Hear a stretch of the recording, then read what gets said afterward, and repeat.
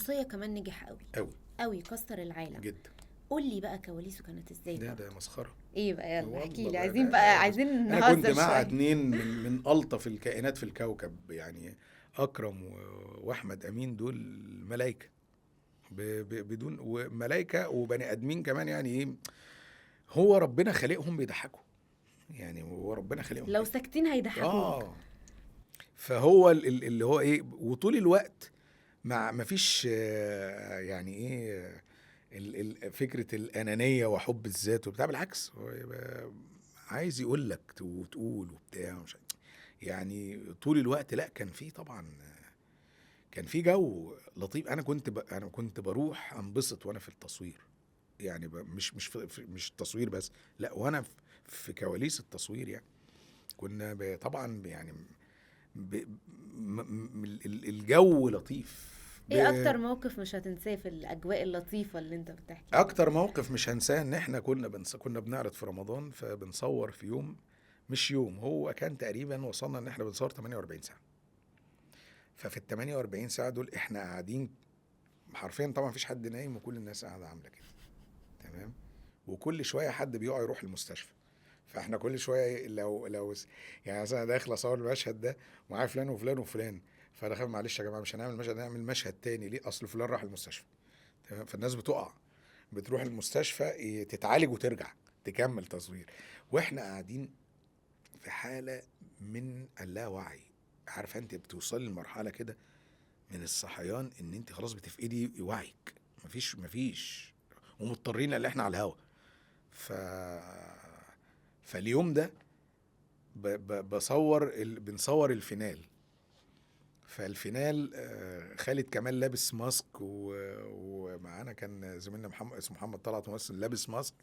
فاحنا ابتدينا خلاص، انا مش شايف خالد كمال ولا شايف مع طلعت، احنا شايفين ماسكين كلبين بني ادمين بيتحركوا قدام، احنا مش فاهمين حاجه، مش فاهمين مين دول وبعدين بعد انا فاكر إن يعني اصلا الفكره بقى في المشهد ده ايه بقى. بعد كده فهمت، انا مش فاهم انا عملت ايه وروحت.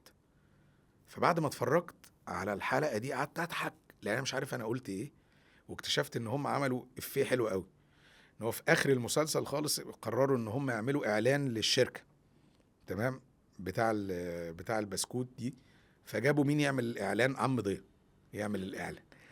ده ابتدوا يستخدموا الشخصية بقى. فانا بصيت على الاعلان ده، المشكله بس المشهد ده تحديدا ان هو نزل اخر التترات، فالناس ما خدتش بالها منه. فالمفروض ان فاكرم خلاني اقول ايه بقى، انا مش واعي، انا بقول اي كلام، انا اكرم واقف ورا الكاميرا بيقول لي وانا بقول كلام انا مش فاهم انا بقول ايه. فانا لا داخل لابس نظاره عشان عينيا مش نايم 48 ساعه، عينيا حمراء ومنتهي. وبقول طبعا انتوا فاكرين ان انا جاي اعمل لكم اعلان كومباوند، وبقى هيفيدكم بايه الفلل ما كلنا اخرها مترين في متر، ولا فاكرين ان انا هعمل لكم اعلان شركه محمول، ما انا هبقى محمول وانت هتبقى محمول وكلنا هنبقى محاميل وكله رايح. ده انا بقول كده اقسم بالله يومنا انا ما شفت ده الا يوم عرضه في التلفزيون. انا مش فاكر انا قلت ايه اصلا، فقعدت اضحك، هو انا قلت كده؟ طب مين قال لي ده؟ فاكتشفت ان اكرم بقى قال وامين قال حاجه أنا مش عارف.